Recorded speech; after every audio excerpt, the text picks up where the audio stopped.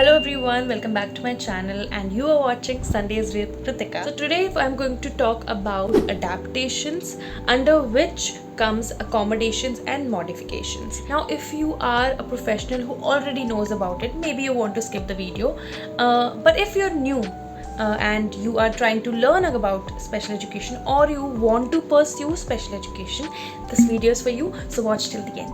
तो I think हम कुछ भी पढ़ना शुरू करें इससे पहले मैं आपको बताना चाहती हूँ कि ये समझने का पर्पस ही क्या है, हम अकोमोडेशन या अडेप्टेशन हम करते ही क्यों हैं। तो इसका रीज़न ये है कि हमारे जो बच्चे हैं जिनको अगर कोई भी डिसेबिलिटी है तो ऑब्वियसली हम उनको ये नहीं कह सकते कि जो बाकी बच्चे कर रहे हैं, जो भी न्यूरोटिपिकल बच्चे कर रहे हैं वो सब कुछ वो कर लें।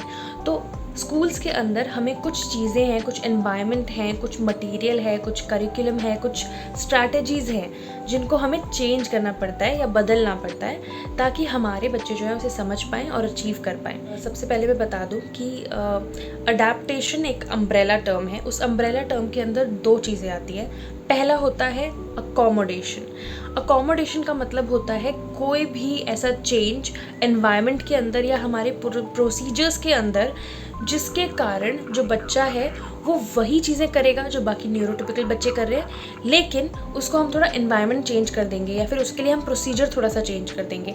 उसको हम कहते हैं अकोमोडेशन। यानी आप बच्चे को वही चीज़ करवा रहे हो जो बाकी सभी बच्चे कर रहे हैं, लेकिन आप उसका एनवायरनमेंट में थोड़ा सा कुछ चेंज कर रहे हो या प्रोसीजर में थोड़ा सा कुछ चेंज कर रहे हो। Second comes modifications. मॉडिफिकेशन का मतलब होता है कि अब आप बच्चे से वो एक्सपेक्ट नहीं कर रहे हो जो बाकी बच्चे कर रहे हैं। अब आप कह रहे हो कि ठीक है, हम आपसे वो नहीं एक्सपेक्ट करने वाले हैं जो बाकी सब बच्चे कर रहे हैं। अगर आप एट पार नहीं हो क्लास के, नो प्रॉब्लम, हम आपको वो देंगे जो आप कर सकते हैं। Now we will talk about the example.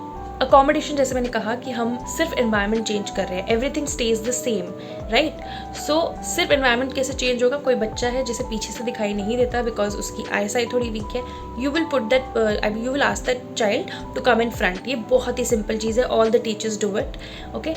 थोड़ा डिफिकल्ट अगर बताऊँ तो अगर कोई बच्चा है उसको सेंसरी ओवरलोड हो जाता है क्लास के अंदर, वो इतने सारी शोर में काम नहीं कर सकता, तो आप उसको एक डिफरेंट रूम दोगे when he is giving exam, या फिर कोई ऐसी इंपॉर्टेंट चीज़ है जिसमें वो बिल्कुल डिस्ट्रैक्ट नहीं हो सकता, तो हम उसे एक डिफरेंट एनवायरनमेंट देंगे वही काम करने के लिए जो बाकी बच्चे। या फिर अगर कोई बच्चा है जिसको डिस्कैलकुलिया है और उसको जो है 24 आवर फॉर्मेट समझ में नहीं आता है, तो आप उसको 12 आवर फॉर्मेट समझा दोगे टाइम रीड करने के लिए या लिखने के लिए, right.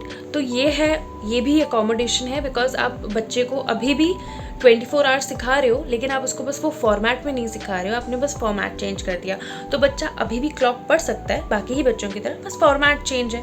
So this is called accommodation where nothing is changing, curriculum stage the same, everything is same, you just changing the environment ताकि बच्चे को थोड़ा ईजी हो जाए वही चीज़ अचीव करने के लिए जो बाकी बच्चे कर पा रहे हैं। Now for the example of modification. Modification में जैसे मैंने आपको बताया कि अब हम बच्चे से मॉडिफिकेशन में वो एक्सपेक्ट नहीं करते जो बाकी बच्चे क्लास के अंदर कर रहे हैं। हम ये समझते हैं कि बच्चे का करंट लेवल डिफरेंट है और हम उसको वही कराएंगे जो उसको आता है। तो अगर हम एग्जाम्पल लेंगे, समझो एग्ज़ाम टाइम का, तो हम इस तरीके से मॉडिफाई करेंगे बच्चे के लिए कि हम बच्चे का एग्ज़ाम पेपर ही मॉडिफाई करेंगे।